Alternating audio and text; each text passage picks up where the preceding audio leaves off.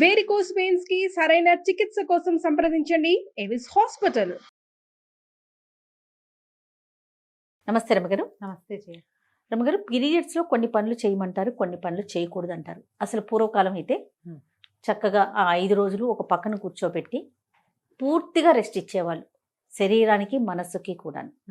దాన్ని ప్రత్యేకించి ఒక ఆహారం కూడా తీసుకునేవాళ్ళు, అంటే సాత్విక ఆహారం తినాలి, అలాంటి నియమాలు కూడా ఉన్నాయి. సరే, రోజులు మారే, కాలంతో పాటు మనం కూడా పరుగులు పెడుతున్నాం, ఆడవాళ్ళు ఇంటికే పరిమితం కావట్లేదు కాబట్టి కొన్ని చిన్న చిన్న మార్పులు చేసుకున్నాం. కానీ కొన్ని విధానాలు మాత్రం మనం మార్చుకోం. ఫర్ ఎగ్జాంపుల్, పచ్చళ్ళు పట్టుకోకూడదు, లేకపోతే బీరువా పట్టుకోకూడదు. బీరువా పట్టుకోము, కూడదు ఏమో నాకు తెలియదు, కానీ తీయము, అన్నిట్లో చేతులు పెట్టేయము, ముఖ్యంగా పూజ చెయ్యము, పూజ గదిలోకే వెళ్ళాం. ఊడ్చే అవకాశం లేకపోతే అలా వదిలేస్తాం. పూర్తిగా అయిపోయిన తర్వాత స్నానం చేశాకే మనం అటువైపుకి వెళ్తాం. కానీ ఈ మధ్యకాలంలో కొన్ని సోషల్ మీడియాలో నేను చూస్తూ ఉన్నాను అమ్మగారు, ఎందుకు చేయకూడదు, తప్పేంటి, ఇది కూడా భగవంతుడు ఇచ్చిందే కదా, మొత్తం ఆయన బిడ్డలమే కదా, చేస్తే ఏమవుతుంది, నేను ఇలా చేసేసాను, నాకేం కాలేదు, నేను చాలా హ్యాపీగా ఉన్నాను, ఇలాంటి కామెంట్స్ చూస్తూ ఉన్నామండి. మీరు ఏదైనా చెప్తారా నాకు? కొన్ని విషయాలు ఎందుకు మాట్లాడుతూ ఉన్నామో తెలియకుండా మాట్లాడుతూ ఉంటాను జయ. సోషల్ మీడియా వచ్చాక మనకి ప్రతిదాని గురించి ప్రతి వాళ్ళు ఆడలేదు, మగలేదు, చిన్నలేదు, పెద్దలేదు, అన్నీ మాట్లాడేయాలి, అన్నీ అడిగేయాలి, అన్నీ చెప్పేయాలి, ప్రతిదీ చూపించేయాలి. ఏదనిపిస్తుంది అనిపిస్తే ఏ ఊహ వస్తే ఆ ఊహ ప్రతిసారి నేనైతే నాకు ఒక ట్యాగ్ లైన్ ఉంటుంది, ఫాలో యువర్ ఓన్ రిలీజియన్, నీ సొంత విధి, సొంత ధర్మం. మీ ఇంట్లో నీ ముందు వాళ్ళు ఏం చేశారో అది ఓకే, నీ పక్కనున్న వాళ్ళు, నీ ఫ్రెండ్స్ ఎవరో, మేము ఇట్లా చేస్తాం, మీరు ఎట్లా చేయరా, ఎట్లా చేయకపోతే తప్పు, పాపం, అదేదో పాయింట్లు. ఈ పాయింట్లతోటి వీళ్ళేమో కాంప్లికేటెడ్గా అయిపోయి బోళ్ళని కాంప్లికేషన్స్ వచ్చి ఓసిడీలు వచ్చేసి పిచ్చి వెర్రి ఎత్తిపోయి జబ్బులు చేసి చచ్చిపోతున్నారు. ఏమనాలంటే ఒకసారి ఎంత దిక్కుమాలిన మాటలు మాట్లాడతారంటే, దేవుళ్ళు ఎందరు, వాళ్ళల్లో వాళ్ళకి తేడాలు. ఈ పూజలు మేము చేయకూడదు, 3 రోజులు చేయకూడదు, 5 రోజులు చేయకూడదు, 7 రోజులు చేయకూడదు, 8 రోజులు చేయకూడదు. ఇదొకటి. నేను 3వ రోజు ఇవాళ నేను గుళ్ళోకి వెళ్ళొచ్చా, నేను అక్కడికి వెళ్ళొచ్చా, సత్యనారాయణ వ్రతానికి నేను వెళ్ళకూడదని నీకు తెలుసు, నువ్వు అడుగుతావు. సోషల్ మీడియాలో అడగంగానే ఒక 5-6 పెద్దక్కాయలు ఎబ్బెబ్బే వెళ్ళకూడదండి అంటారు. కొంతమంది ఇంకొంతమంది చిన్నక్కాయలు ఎందుకు వెళ్ళకూడదండి, ఏమవుతుంది అంటారు. మీకు ఓన్ విల్లు లేదు, మొదట ఎవరికీ లేదు. సొంతంగా నేను ఏం చేయొచ్చు, ఏం చేయకూడదు అనే ఒక బుక్ లేదు మనకి. మన ఇంటికి ఒక రూల్ బుక్ ఉంది, ఆ చచ్చిన మన ఇంటి రూల్స్ మనం వినం. ప్రతి ఒక్కరికి ఉంటుందిగా, ప్రతి ఒక్కరికి ఇదైతే ఉంటుంది కదా. పీరియడ్ సమస్య ఈ సంవత్సరమే పుట్టింది కాదుగా, సోషల్ మీడియాతో పుట్ల, అది అనాదిగా దాంతోటే మనం బతికుంటున్నాం, మనం ఉన్నాం, అసలు అంతే కదా, అనాదిగా ఉన్నదే కదా. ముందు నుంచి ఫాలో అయ్యే వాటిలో అమెండ్మెంట్లు చేరుతూ వస్తూనే ఉన్నాయా.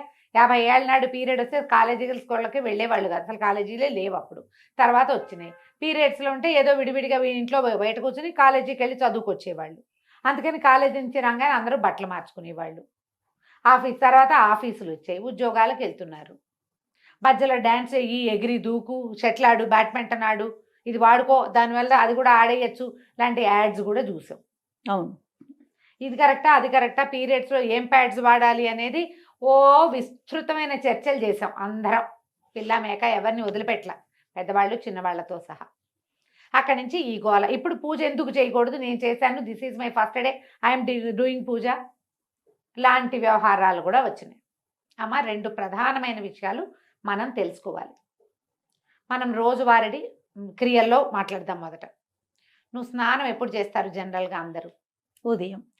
ఉదయమో మధ్యాహ్నమో చేస్తాం, ఎలా కుదిరితే ఎట్లా. దాని తర్వాతే భోజనం చేస్తారు కదా. అన్నం తినగానే మీరు స్నానం చేస్తున్నారా? ఎవరైనా అన్నం తిని స్నానం చేయకూడదు, బేసిక్ రూల్ తెలుసు కదా. అవును. ఎందుకు?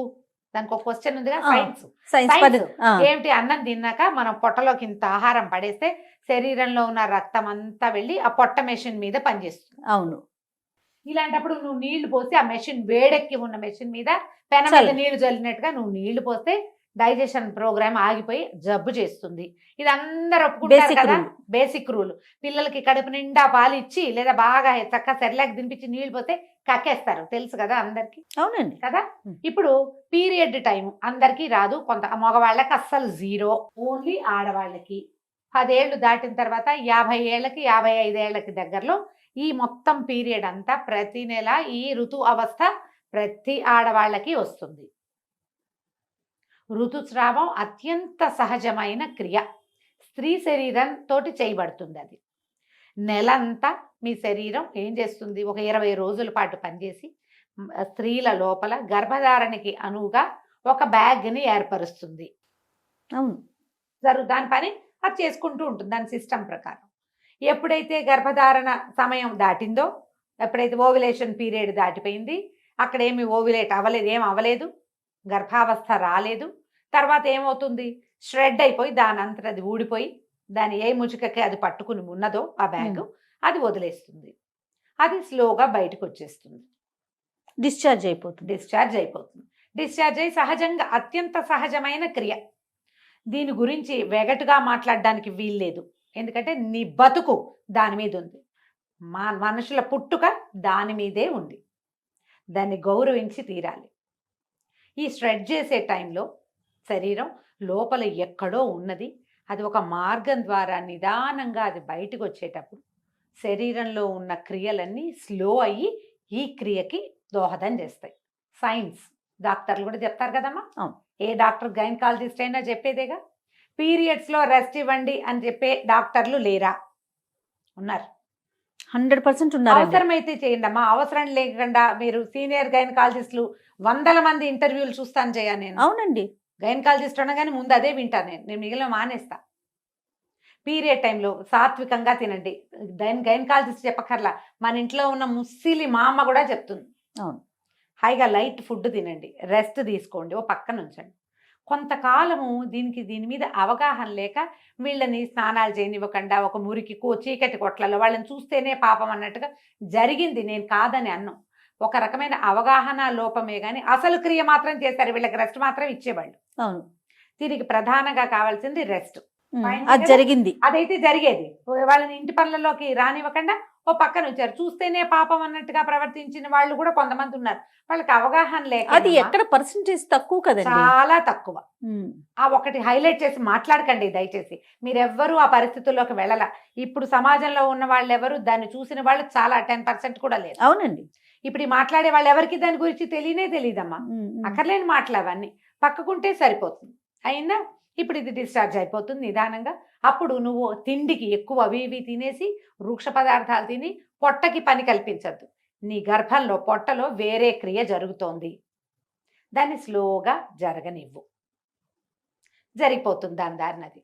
అయిపోయాక 4 రోజులు అయితే జనరల్గా పాత రోజుల్లో 3 days ఫుల్ బ్లీడింగ్ అయ్యేది. ఇది లెక్క. 4వ రోజు స్వల్పంగా ఉండేది. 5వ రోజున మార్నింగ్ 5వసారి స్నానం చేస్తే 5th day మార్నింగ్ మీరు తల స్నానం చేస్తే మీరు పూజ చేసుకోవచ్చు, ఇది చేసుకోవచ్చు, అన్నీ చేసుకోవచ్చు అనే విధి ఎప్పుడు ఉండేదంటే, అప్పట్లో ఆడవాళ్ళు వంగి లేచి కూర్చుని నీళ్లు పట్టుకుని నీళ్లు తెచ్చుకుని కూర్చుని గొంతు కూర్చుని వంట చేసి బావిలోంచి నీళ్లు తోడుకుని చల్లటి నీళ్ళ స్నానం చేసి వాకిళ్ళూడ్చి బియ్యం దంచి ఇన్ని పనులు చేసేటప్పుడు ఈ 4 days ఖచ్చితంగా ఉండేది. నాకు కూడా తెలుసు, నా సొంతంగా కూడా. ఎప్పుడైతే మనం ఈ సుఖాలు అలవాటు పడే బాత్రూమ్కి వెళ్ళడానికి నడవము, మనము కింద కూర్చుని ఏ పని చేయము, ఏమి దంచము, తొడము, కడగము, ఊడము, చెరగము, ఏ పనులు లేవు. ఇప్పుడు పీరియడ్స్ పైకి కిందకి సహజంగా అయిపోతున్నాయి అందరికీ కూడా. ఇప్పటికీ కూడా 4th dayకి బ్లీడింగ్ పూర్తిగా ఆగిపోయే వాళ్ళు 50% ఉన్నారా లేదా? ఉంటారు ఖచ్చితంగా. అందుకే ప్రెగ్నెన్సీలు, నార్మల్ ప్రెగ్నెన్సీలు చాలా ఉన్నాయి కదా. ఉన్నాయి కదా. నార్మల్ ప్రెగ్నెన్సీ ఎవరికి వస్తుంది? పీరియడ్స్లో ఫ్లక్చుయేషన్స్ లేని వాళ్ళకి నార్మల్గా ప్రెగ్నెన్సీలు వచ్చేస్తాయి. ఏదో ఫ్లక్చుయేషన్ ఇబ్బంది ఉందంటే మీరు పని చేయకపోవటం వల్లే అని నేను అన్నాను. రకరకాల ఎలిమెంట్స్ అయ్యి ఉంటాయి. అయిందా? ఇప్పుడు ఈ క్రియలో ఇది సహజమైనది, మీకు అందరికీ తెలుసు, నేను మళ్ళీ చెప్పాను. వేరే పూజ దగ్గరికి వద్దాం. వాట్ ఈజ్ పూజ? ఏంటమ్మా పూజ? భగవంతుడు నువ్వు 2 పూలు తెచ్చి ఊరికే ఇక్కడ పడేసి అలంకారం చేసుకోవటం కాదు. నీ పూజ చేస్తే మన శరీరంలో ఉన్నటువంటి బ్లడ్ పైకి వెళ్తుంది. చక్రాస్లో ఉన్న ఎనర్జీ పైనున్న సహస్రారంలో ఉన్నటువంటి శక్తిని చూడ్డానికి పైకి వెళ్తుంది. అది మనకి ఇప్పుడు పీరియడ్లో శక్తి అంతా ఎక్కడికి వెళ్తోంది? తిరోగమనంలో ఉంది, కిందకి వెళ్తోంది. ఈ కిందకెళ్ళే శక్తిని నువ్వు పట్టిలాగి పైకి తీసుకెళ్తానంటాం. ఏంటి గొప్ప అది? ఏంటమ్మా అది? ఎందుకు చేయాలి ఆ పని? పూజ అంటే నువ్వు పువ్వులు పెట్టడం, ఐఎమ్ డూయింగ్ పూజ, నాకు ఇంగ్లీష్లో 4 వాక్యాలే వచ్చమ్మా, అంతకంటే రావు, ఇవే వచ్చు. డూయింగ్ పూజ అంటే ఏమొచ్చు నీకు? ఏవో 2 పువ్వులు పెట్టి ఒక దీపారాధన చేసి ఒక అగరత్తులు వెలిగిస్తే అది పూజ ఏం అయిపోదు. ఇది ఊరికే క్రియ చేస్తున్నాం అంతే మనం. పూజ అంటే ఏదైనా చదవటం, ఏదైనా భగవంతుడికి ఆత్మ సమర్పణ చేయటం అమ్మా పూజ అంటే. అది క్రియ కాదు, ఉమ్, ఉమ్. క్రియ కాదు. ఈ పై క్రియ చేసి నేను పూజ చేశాను, పీరియడ్స్లో ఉన్నాను, నేను చేస్తున్నాను, నాకేమీ కాలేదు, మీకు కూడా ఏం కాదు, చెయ్యండి అంటే నువ్వు ఒకదానివి 2 పువ్వులు పెడతావు. నేను అట్లా పెట్టను, నా పూజ అది కాదు. నాకంటే పూజ అంటే ఇంకోటి ఉంది. నువ్వు చేసావని నేను చేయకపోయినా ఎవరో ఒక పిచ్చి మొహాలు 5-6 గట్టిగా అవి ఇవి చదువుకుని చేస్తే వాళ్ళ బ్లడ్ పైకి పంప్ అవుతానంటుంది, ఓ పక్కన బ్లడ్ ఫ్లో కిందకి వెళ్తుంది. ఎందుకు చేస్తారమ్మా ఈ పనులు? ఎందుకు చేయొద్దన్నారు? అసలు పీరియడ్లో ఈ పని వద్దు అని ఎందుకు చెప్పారంటే 2 పద్ధతులు. తిరోగమనం కిందకి ఫ్లో అవుతున్న దాన్ని నువ్వు పైకి పంప్ చెయ్యొచ్చా? ఈ పూజ పిచ్చి ఎందుకు? 5 రోజులు నువ్వు ప్రశాంతంగా ఉండొచ్చే, 4 రోజులు పూజ వద్దు, వంట తంటా చేయబోక హాయిగా ప్రశాంతంగా ఉండు, నీ శరీరం బాగుంటుంది, నీ హార్మోన్స్ చక్కగా ఫ్లో అవుతాయి. ఒకవేళ నీ ప్రెగ్నెన్సీలు మనం ఇప్పుడు కంటల్లా 5 వరకు అంటే బాగా కనేవాళ్ళమ్మా. అవును, ఇప్పుడు కనడాలు లేవు, ఎవరు 1, 2 కంటాం. కొన్ని అసలు ఆ 1 కూడా వద్దనుకునే అవి కూడా తయారైనాయి ఇప్పుడు, అవి వద్దని. కానీ మీకు మీ శరీరం తన పని చేస్తుంది. బుద్ధి నీది, వద్దనుకునే బుద్ధులు మనవి. శరీరానికి మాత్రం దాని ప్రకృతి ధర్మం ప్రకారం ప్రతి నెల అది రెడీ అవుతూనే ఉంటుంది. నువ్వు వద్దన్నా అది మాందు కదా. నువ్వు అదేం చేస్తుందో దాన్ని చేయని, అది ఏ రకంగా వెళ్తుందో దాన్ని వెళ్ళని వాళ్ళు. కానీ నీ ఐడియాస్ తోటి శరీర ధర్మాలని పాడు చెయ్యొద్దు. పూజ చేస్తే నాకేమీ కాలేదు, నాకేమీ కాదు అన్న నమ్మకం నీకుంటే నువ్వు నీ ఇంట్లో చేసుకో, దాన్ని ఫేస్బుక్లోను వాటిలోనూ పెట్టకు. నేను కొన్ని ప్రశ్నలు ఎప్పుడు ఎదుర్కొంటాను జయ. వాళ్ళ 4th డే నీ గుళ్ళోకి వెళ్తా, ఎప్పుడు వెళ్ళను ఎందుకు అడుగుతారమ్మా? నాకు తెలియక అడుగుతా. సొంతంగా డిసైడ్ చేసుకోరు మీరు. ఇది మీ పర్సనల్ థింగ్ కదా. అంతే నాకు కదా. ఎంత కోపం వస్తుందో జయ. అంటే ప్రశ్నలు అడిగితే మీ కోపం వస్తుందా? పెద్దవాళ్ళు మీరు ఇలా మాట్లాడచ్చా అంటారు రమ్మగారు. నువ్వు కూడా అంటావు. అవును, నువ్వు కూడా అదే మాట అంటావు. నేను అంటాను నీ సొంత పర్సనల్ థింగ్ నువ్వు ప్రతిసారి చేస్తావు. మీ ఇంట్లో మీ అమ్మ చెప్పింది, అమ్మమ్మ చెప్పింది, మేనత్త, అత్తగారులు అందరూ చెప్పుంటారు కదా, ఈ క్రియ ఉన్నప్పుడు ఇది చెయ్యకూడదు అని. నాతో అవుననిపించుకోవాలని మీరు ఎందుకు అనుకుంటారమ్మా? అసలు తప్పు కదా అది. నాకేం బ్లీడింగ్ లేదండి, నువ్వే డిసైడ్ చేసుకో. రెండో మనిషి నీకు అనుమానం ఉంది కాబట్టి నన్ను అడుగుతావు. అనుమానం ఎప్పుడు వస్తుంది జయ? అది తప్పని నీకు తెలిసినప్పుడు కాదు. అంతే కదా. అవునా కాదా? ఖచ్చితంగా. దయచేసి ఈ పీరియడ్స్కి ప్రవచనకర్తలు, పెద్దవాళ్ళు, ఆడవాళ్ళు మాట్లాడడం మానేయండి అమ్మా, స్పందించడం మానేయాలి. ఇది లాస్ట్ స్పీచ్. నేను మళ్ళీ ఇంకొకసారి పీరియడ్ మీద నీతో మాట్లాడి చేయ. పీరియడ్స్ గురించి ఇక నన్ను అడగద్దు, నేను చెప్పను. ఇవి వినడం వల్ల మీరు కేసులు చుట్టాలని నేనేమో అవి చూస్తున్నాను. ఇవి అతిగా మాట్లాడతారు, మగవాళ్ళు కూడా చెప్తున్నారమ్మా అక్కర్లేని మాటలు. ఎందుకు వచ్చింది ఇవి ఈ మాట్లాడడము? ఈ విన్న వాళ్ళలో ఒక్కొక్కళ్ళు భయస్సులు, పిరికి వాళ్ళు, పాపం మానసికంగా బలహీనలమ్మా. ఇవి విని భయపడి చచ్చి అదేదో ఎక్కడైనా అంటిందేమో, ఎదైందేమో, ఓసిడీకి లోనయ్యి జీవితాలు మిజరబుల్ చేసేసుకుంటున్నారు జయ. 40 పైన కేసులు మాట్లాడాను జయ ఈ ఒక్క విషయం మీద. నేను 40 కేసులు భాగం పైనే.